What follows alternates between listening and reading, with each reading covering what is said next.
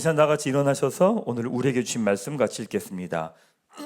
우리에게 주신 말씀은 로마서 6장 1절부터 4절까지 말씀입니다. 이 말씀 통해서 살아계신 하나님의 음성을 다 함께 들을 수 있기를 바랍니다. 우리 1절부터 함께 말씀을 읽겠습니다. 그런즉 우리가 무슨 말을 하리요? 은혜를 더하게 하려고 죄에 거하겠느냐? 그럴 수 없느니라. 죄에 대하여 죽은 우리가 어찌 그 가운데 더 살리요? 무릇 그리스도 예수와 합하여 세례를 받은 우리는 그의 죽으심과 합하여 세례를 받은 줄을 알지 못하느냐? 그러므로 우리가 그의 죽으심과 합하여 세례를 받음으로 그와 함께 장사되었나니 이는 아버지의 영광으로 말미암아 그리스도를 죽은 자 가운데서 살리심과 같이 우리로 또한 새 생명 가운데서 행하게 하려 함이라. 아멘. 네, 그 자리에 앉으시기 바랍니다. 가슴에 손 대고 제가 하는 기도 따라하겠습니다. 하나님은 나를 사랑하십니다. 나는 그 사랑 안에 있습니다. 나는 하나님의 형상입니다. 나는 하나님의 꿈입니다. 그렇게 살아갈 것입니다. 아멘. 네. 6월부터 10월까지 우리 인생의 모든 여정에 대해서 여러분하고 함께 같이 말씀을 나눴습니다. 구원의 여정은 하나님 부르시고 거듭나게 하시고 회심하게 하시고 의롭다 하시고 성화의 과정과 견인의 과정과 영화의 과정까지 우리의 인생이 진행된다라고 하는 것을 나눴습니다. 그런데 성화와 견인과 그 다음에 영화 중간에 우리 육체의 죽음을 경험하게 됩니다. 그래서 우리 육체의 죽으면 우리의 영혼이 낙원에서 머물며 안식하며 주님 오실 때를 다시금 기다리게 됩니다. 주님 오실 때 우리는 새 몸을 입어서 부활하게 되고 하나님의 심판대 앞에서 생명책에 기록된 사람들은 천국을 향하게 되고 없는 사람들은 지옥을 향하게 됩니다. 그리고 이 땅이 처음 하늘과 처음 새 땅은 불로 멸망하게 되고 망하게 없어지고 그 다음에 새 하늘과 새 땅이 이 땅 가운데 이루어집니다. 그리고 하늘로부터 새 예루살렘이 이 땅에 임하게 되고 그 가운데 예수님의 보좌가 있게 되죠. 그리고 우리 예수님과 함께 왕노릇하며 이 땅 가운데 살아가게 된다. 그게 성경에서 이야기하는 우리 삶의 길입니다. 하나님께서 우리 인생의 시작과 끝을 다 보여주신 거죠. 그래서 우리는요, 우리 인생 전체를 보면서 사는 사람들입니다.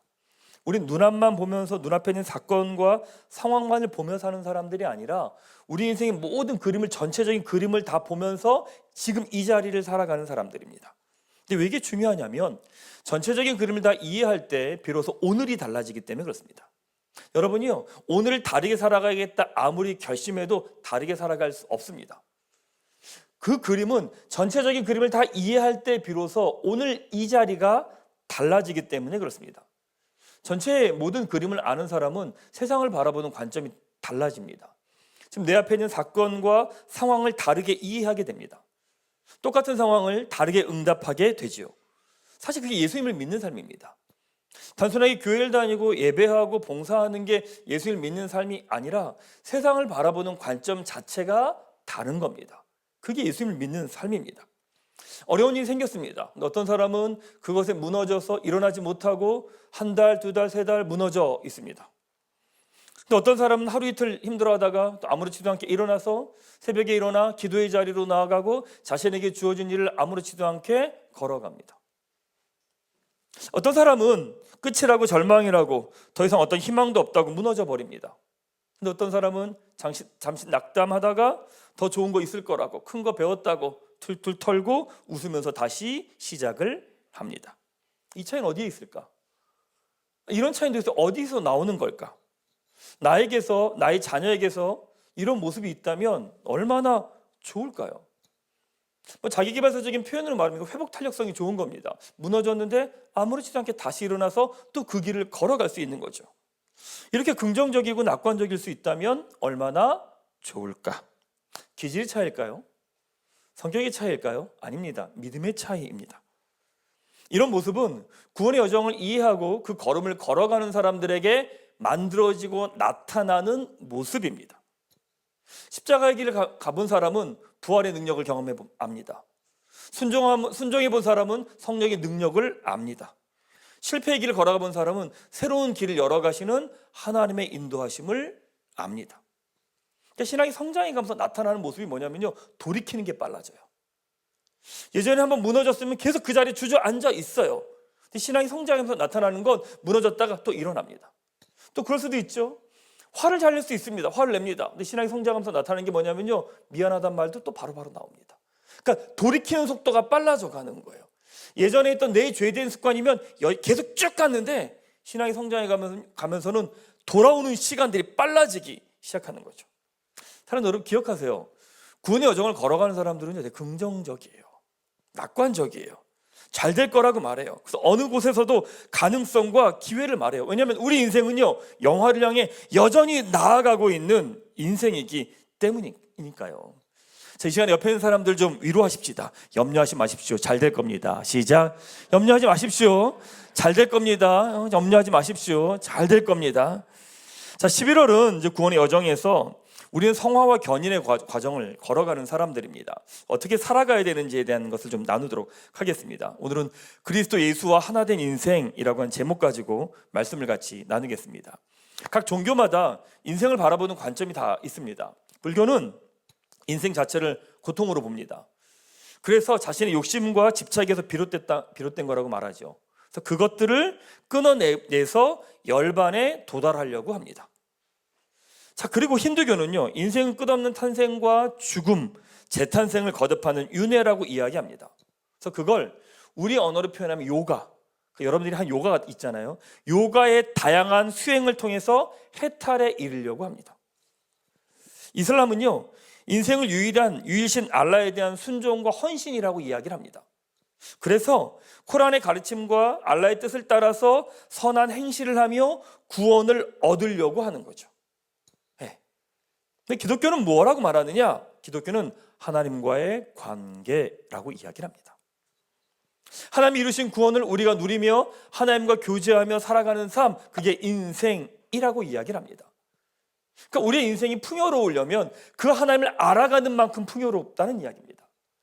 왜 내 인생은 매번 메마를까? 왜 내 인생은 어느 단계 이상을 넘어가지 못할까라고 하면 바로 그것은 하나님이 어떤 분이신지 우리가 모르기 때문이라는 겁니다. 그러기에 여전히 내 힘으로 살아가려고 하는 거죠. 자, 이것을 가지고 두 가지를 여러분하고 좀 나누도록 하겠습니다. 첫 번째는요, 성령님이 우리 인생을 이끌어 가신다는 겁니다. 구원의 여정을 걸어가는 우리 모두에게 하나님 말씀하시는 건 우리 인생은 성령님이 우리 인생을 이끌어 가신다는 겁니다.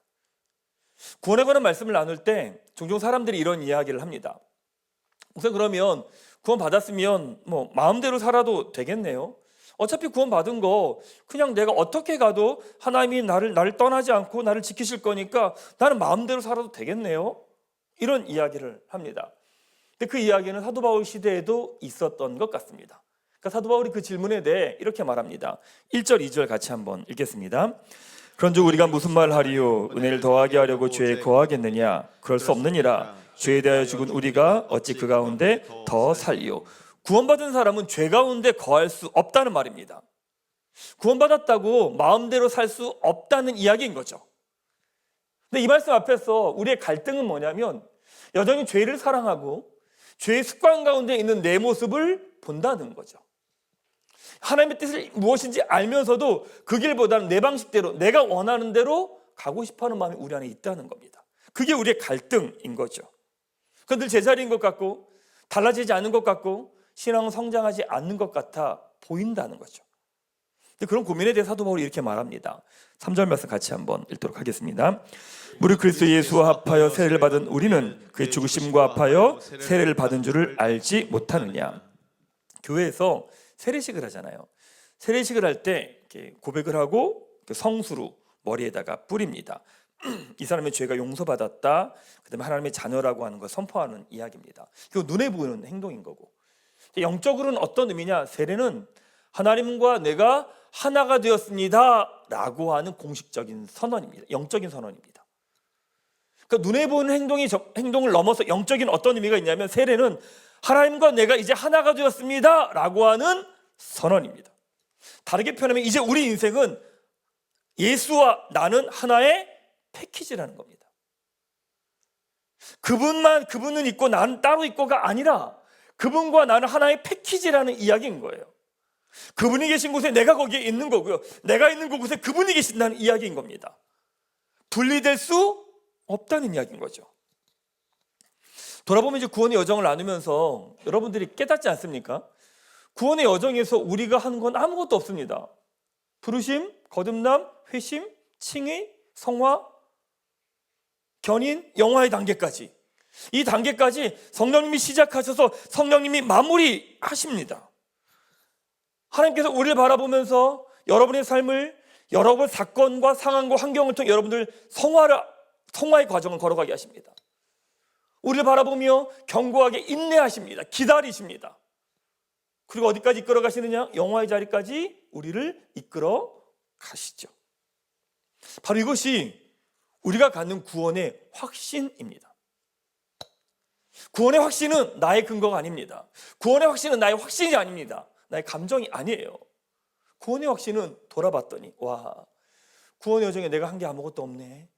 하나님 그렇게 이끄셨네. 이끄셔서 이 자리까지 오게 하셨네. 근데 그 하나님께서 영화의 자리까지 가게 하시네 라고 하는 고백이 바로 구원의 확신이 근거예요. 누군가 여러분에게 구원에 대한 확신이 있습니까? 그러면요, 교회를 좀 오래 다닌 분들은 머뭇거립니다. 모태신앙들은 대부분 머뭇거립니다. 왜? 그 확신의 근거를 나로 삼기 때문에 그렇습니다. 내가 보니까 내 모습 봤더니 별거 아닌 것 같거든요. 내가 날 보면 마음에 안 들거든요. 내 신앙은 출렁출렁 있는 것 같거든요. 말씀을 믿는 것 같기도 하고 아닌 것 같기도 하고 흔들리거든요. 그러니까 당신의 구원의 확신이 있습니까? 지금 죽어도 천국 갈 것 같습니까? 라고 말하면 대부분 모태신앙도 고백 못합니다. 왜요? 근거가 나한테 있기 때문에 그런 거예요.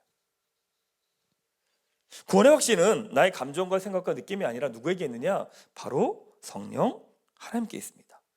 그 하나님께서 지금까지 나를 이 자리까지 인도하신 하나님이 앞으로도 우리를 영화의 자리까지 이끌어 가실 거라는 것.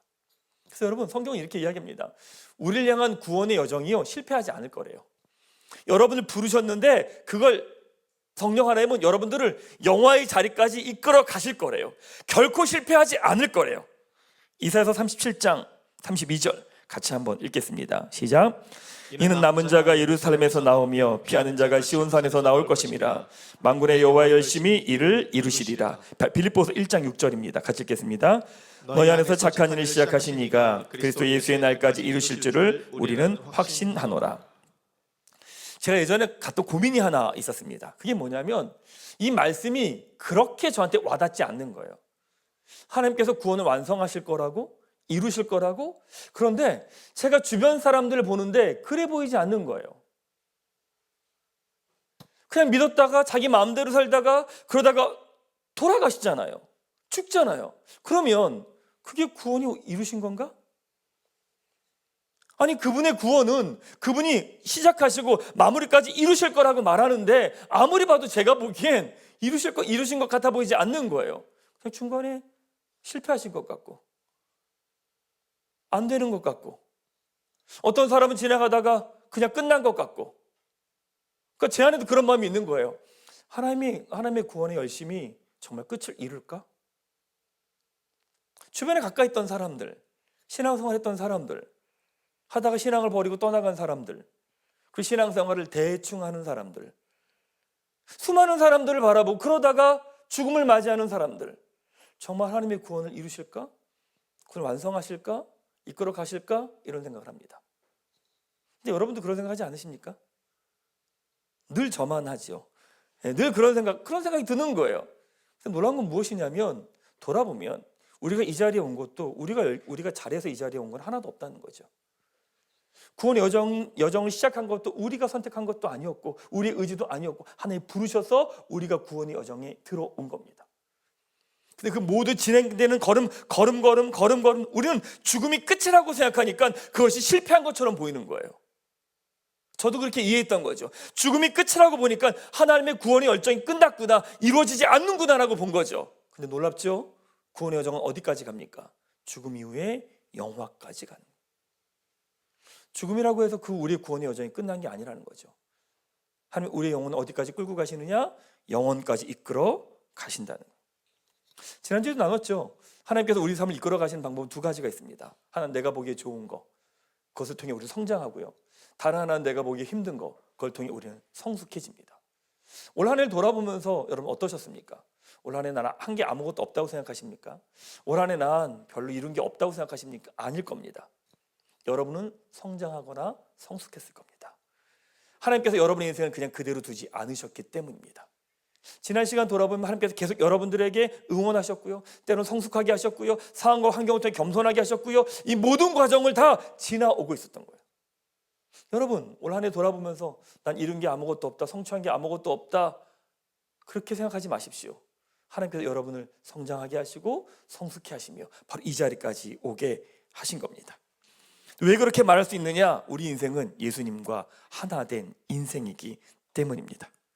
사랑하는 여러분, 우리 인생에 대해서 너무 그렇게 불안해하거나 두려워하지 않아도 됩니다. 우리 인생은 우리 선택 하나로 결정되지 않습니다. 우리 인생 선택 하나가 우리 인생을 좌지우지하지 않습니다. 우리 인생 선택 하나가 우리 인생의 성공과 실패를 결정하지 않습니다. 우리 인생은 그분께 달려 있습니다. 우리는 그분과 하나 된 인생이기 때문입니다. 사랑하는 여러분, 오늘 하루 예배 드릴 때 나의 인생의 성령님께서 나의 인생을 이끌어 가신다, 붙들고 계신다, 함께 하신다, 이 믿음의 고백이 여러분에게 있게 되기를 축원합니다. 자, 그래서 두 번째는 바로 이것입니다. 끌려가지 말고 성령님의 흐름에 내 의지를 맞추라는 겁니다.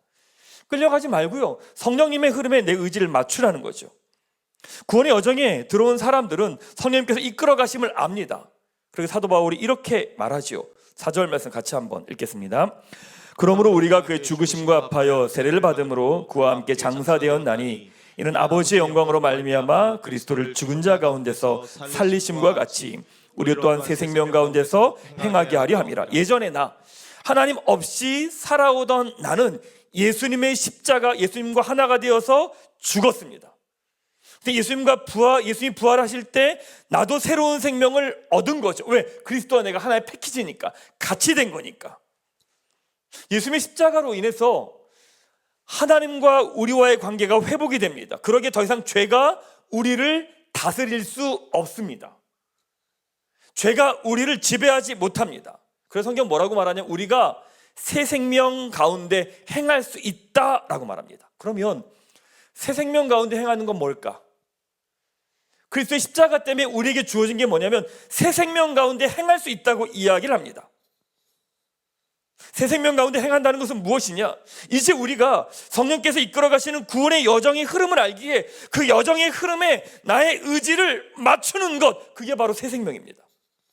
지금까지 우리는 사단의 영향을 받은 거죠. 죄의 지배를 받은 겁니다. 그러니까 우리의 생각과 우리의 결심과 우리의 모든 것 어디다 죄의 영향을 받은 겁니다. 돌아보면 나의 선택, 나의 결심, 나의 열정, 거기에 영향을 받은 겁니다. 근데 이제는 나의 욕심과 나 중심적인 것, 사단이 지배를 받는 게 아니라 사단이 죄가 날 지배할 수 없기에 이제 우리가 성령께서 이끌어 가신 성령의 흐름에 나의 의지를 거기를 맞추는 것, 그게 새 생명 가운데 행하는 겁니다. 여러분, 성화와 견인의 과정에서 제일 중요한 게 뭔지 아십니까? 의지의 훈련입니다. 예전에 의지, 우리가 선택할 수 있는 게 별로 없었습니다. 우리의 모든 선택은 다 죄된 선택이고 자기 중심적인 선택이었던 거죠. 근데 복음 때문에 이제 우리가 새로운 선택을 할 수 있게 된 거죠. 새 생명 가운데 행하는 건 성령님의 흐름에 나의 의지를 거기에 맞추는 겁니다. 성령님께서 우리 삶 가운데 우리가 성령님과 함께 지금 같이 가잖아요. 같이 가기 때문에 지금 여러분의 삶 가운데 성령님이 흘러주시고 이끌어 가신 성령님의 흐름이 있습니다. 흐름이 있습니다. 중요한 건 내 방향이 중요한 게 아니라는 거예요. 성령님의 흐름이 중요한 거예요. 그러니까 우리의 관심은 내가 어디로 가고 내가 뭘 하고 내가 어떻게 할지가 아니라 성령님의 나의 인생을 어떻게 이끌어 가시는지에 대한 관심이어야 돼요. 하나님, 지금 어떤 일을 행하고 계신 겁니까? 어떤 일 행하세요? 성화와 견인의 과정인 거예요. 성령님, 우리 가정 가운데 어떤 일 행하고 계신 겁니까? 하나님, 나의 인생 가운데 어떤 일 행하고 계신 겁니까? 성령님의 흐름에 관심을 갖는 거죠. 그리고 그 흐름을 따라가는 거예요. 그러니까 우리는 성령님께서 이렇게 흐름을 이렇게 딱 가시잖아요. 근데 우리가 그 흐름 따라가고 있는 거거든요. 근데 우리는 억지로 해요. 억지로 해요. 어쩔 수 없이 해요. 마지못해 해요. 때로는 거부하고 거절해요. 그래서 그 시간 가운데 주신 하나님의 은혜와 선물과 가능성과 기회를 못 봐요. 그러니까 늘 뭘 마무리하고 나면 늘 남는 게 뭐냐면 불평과 원망밖에 없는 거예요. 왜? 억지로 간 거니까. 성령께서 이끌어 가신 흐름이 있는데 그 흐름을 따라가면서 그 흐름에 나의 의지를 맞추면서 걸어간 게 아니라 나는 이쪽으로 가고 싶으니까 성령이 이쪽으로 가게 하시거든요. 그러니까 어쩔 수 없이 갈 수밖에 없는 거죠. 성령이 가시니까, 상황과 환경으로 몰아가시니까 가면서 계속 투덜대고 있는 거예요. 불평하고 있고 원망하고 있는 거죠. 내 생각과 달라요. 내 흐름과 달라요. 그런데 그 흐름에 내 의지를 내어드리며 그 방향을 맞추는 거예요. 복음 나눔할 때 가장 중요한 거를 내려놓으라고 하는 훈련을, 숙제를 드립니다. 그럼 숙제하고 오신 분들이 대부분 뭐라고 말하는 줄 아세요? 이렇게 말해요. 목사님, 저 내려놨습니다. 그래요. 그리고 그 말은 어떤 의미냐면 아무것도 안 한 거예요. 누군가 조종하는 사람이에요. 조종하는 게 중요한 분이에요. 근데 그걸 내려놓으라고 말하니까 그냥 아무것도 안 하고 있었던 거예요. 그건 내려놓은 게 아니에요. 그건 내려놓은 게 아니라 더 붙들고 있었던 거죠. 내려놓은 건 뭔지 아십니까? 내 뜻대로 되지 않아요.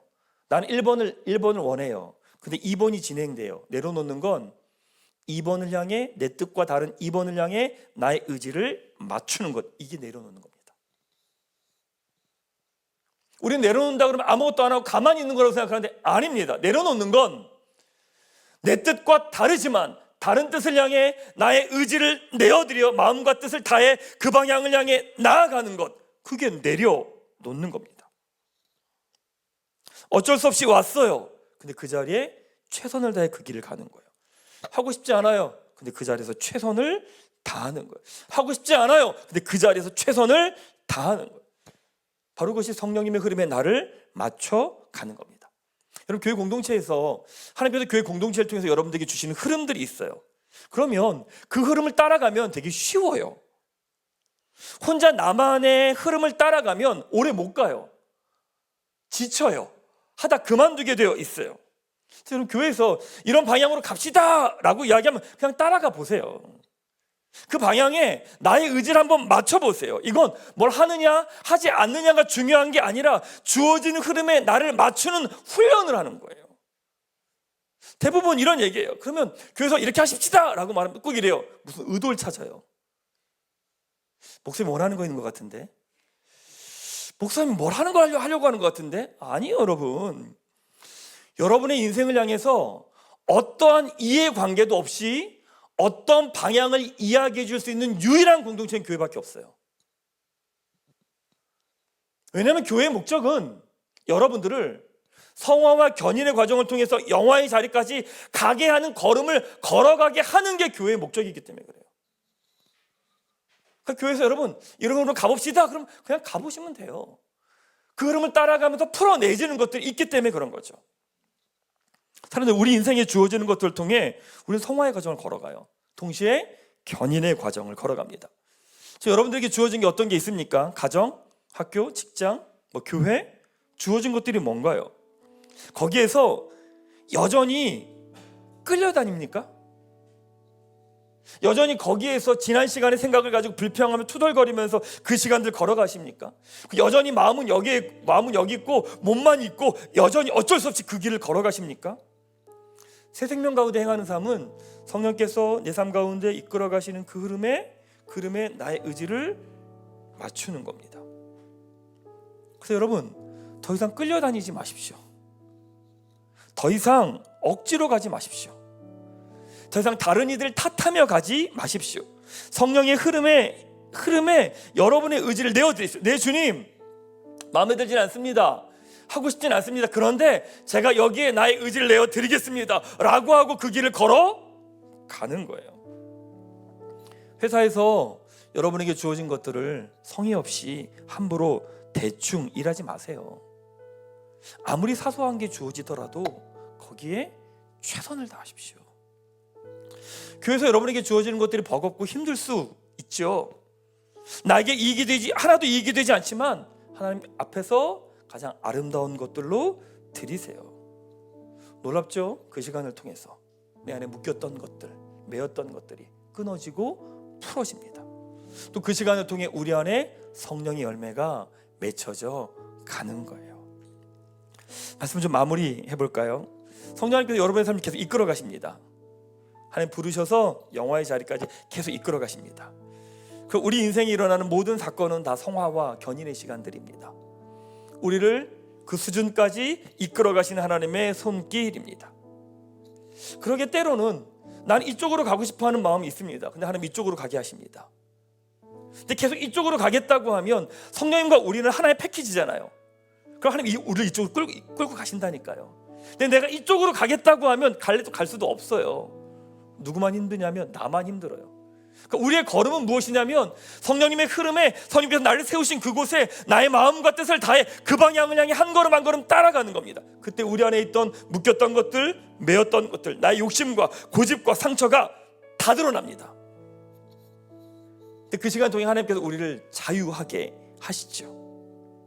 성령의 흐름에 날 내어드릴 때 성령님이 여러분을 만지십니다. 그리고 회복하십니다. 내 안에 묶였던 것들이 풀어집니다.